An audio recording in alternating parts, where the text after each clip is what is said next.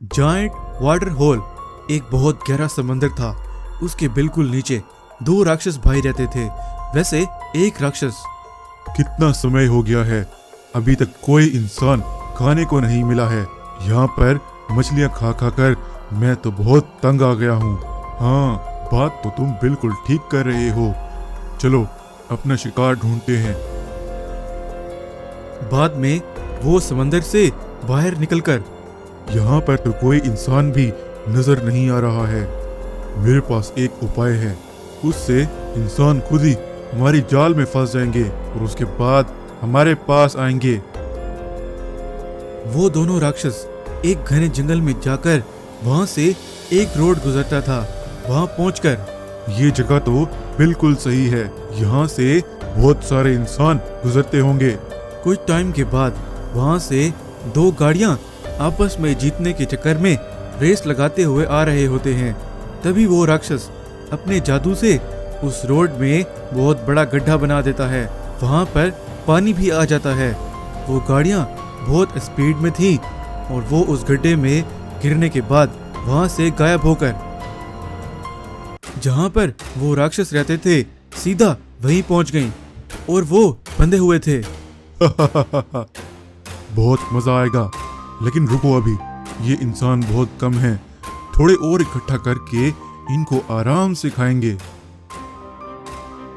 ऐसे एक बार एक टैक्सी वाला आ रहा होता है। तभी एक आदमी, अरे क्यों इतना स्लो चला रहे हो, जल्दी करो, मुझे देर हो रही है।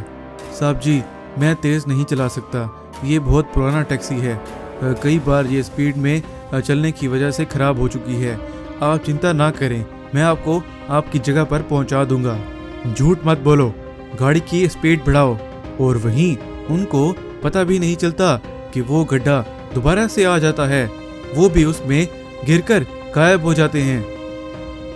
चंदानगर के गांव में अमल नाम का व्यक्ति एक धीरू सेठ की कंपनी में काम करता था।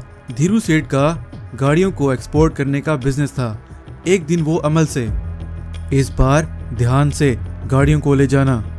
सेठ जी, आपको तो पता ही है, मैं बड़े ध्यान से ले जाता हूँ। हाँ, वो तो तुम्हारी बात ठीक है, लेकिन इस बार इन गाड़ियों में बहुत कीमती चीजें हैं, इसलिए कह रहा हूँ।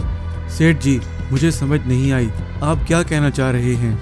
देखो, जो बात मैं तुम्हें बता रहा हूँ वो तुम्हारे और मेरे बीच में ही रहनी चाहिए।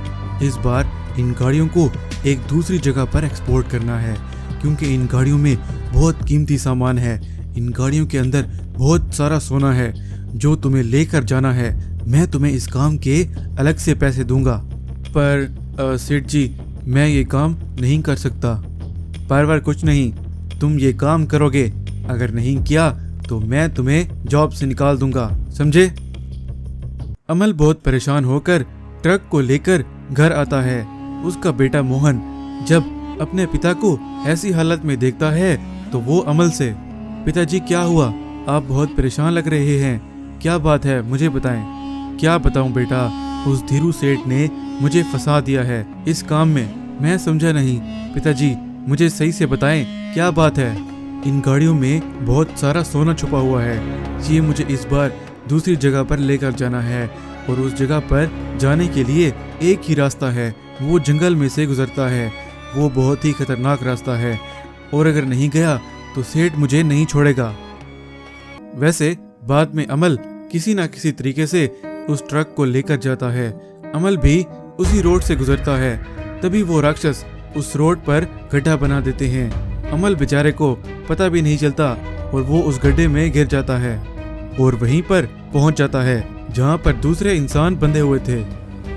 बहुत रात हो जाती है। जब अमल घर नहीं आता तो उसके बेटे मोहन को बहुत चिंता होने लग जाती है। पिताजी अभी तक क्यों नहीं आए?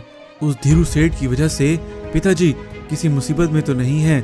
हाँ, पिताजी ये भी कह रहे थे कि एक ही रास्ता है जाने का, वो रास्ता बहुत खतरनाक है, लेकिन फिर भी मुझे वहां पर जाना ही होगा। ऐसे मोहन उस जंगल में से जो रोड गुजरता है वहां से जाने लगता है। थोड़ा आगे जाने के बाद मोहन को एक चमकती हुई चीज नजर आती है। वो उसे जाकर उठा लेता है। ये तो एक बहुत ही खूबसूरत पत्थर है, ये तो बहुत चमक रहा है, लगता है ये कोई कीमती पत्थर है। चलो इसे भी अपने साथ लेकर जाता हूँ। और हर बार की तरह उसी रोड पर अचानक से गड्ढा आ जाता है। मोहन उसमें गिर जाता है। अच्छा, तो ये सब काम तुम राक्षस कर रहे थे, लेकिन तुम ऐसा क्यों कर रहे हो? अब तुम भी आ गए।